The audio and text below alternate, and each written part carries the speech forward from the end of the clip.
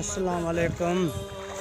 जिए त गोठ खान में मन चांडियो लग कोठी कलोड़ी यूसी ही रस्ता ही रोड इन रस्तन के हिसाब से अज नंढड़ी गोठ खान में मन चांडे जी छोकरी गैस्ट्रोलिया के सबब फौत थी वही है।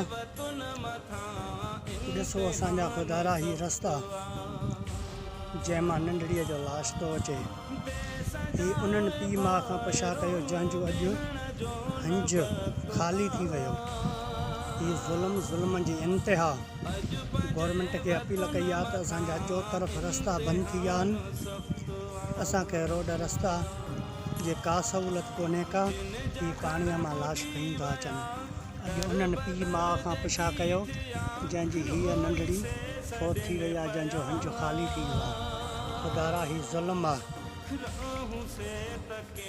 अल्लाह उन्हनि खां इंसाफ़ वठंदो जंहिं असांजी अॼु ताईं का तदारत न कई आहे। हे ॾिसो नंढड़ी फौत थी वई आहे। इन नंढड़ी जो मयत खणी था वञूं।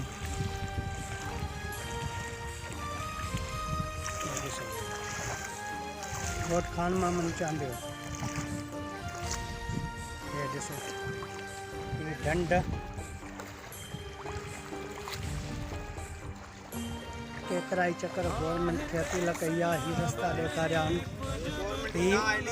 नाइलीअ जे सबब असां मयतूं बि जेको आहे पाणी मां खणी था वञूं। रस्तो सफ़ा काॾों बि कोन्हे को। गवर्नमेंट पाण ॾिसे। गैस्ट्रोलिया जे सबब हीअ नंढड़ी अॼु मौत जो शिकार बणिजी वई। खुदारा ही ज़ुल्मनि जी इंतिहा। खुदा उन्हनि खां ज़रूरु पुछा कंदो ऐं अल्लाह साईं खे असांजी इहा अपील आहे त ए मुंहिंजा परवरदिगार जंहिं असां सां ही ज़ुल्म कयो आहे, जंहिं गवर्नमेंट वारनि असांजो हे वीडियो ॾिसे बि तदारत न कयो आहे, अल्लाह साईं छा उनखे माफ़ु कंदो? छा अल्लाह साईं आदिल न आहे? अल्लाह साईं आदिल आहे। हिकु ॾींहुं उन्हनि खां ज़रूरु हिसाबु वठंदो। पाण खे बि हेठि हलणो अथनि। इहो ई 6 फुट ज़मीन जो रस्तो अथनि हेठि पाण खे बि। अल्लाह उन्हनि खां हक़ हिसाबु वठंदो।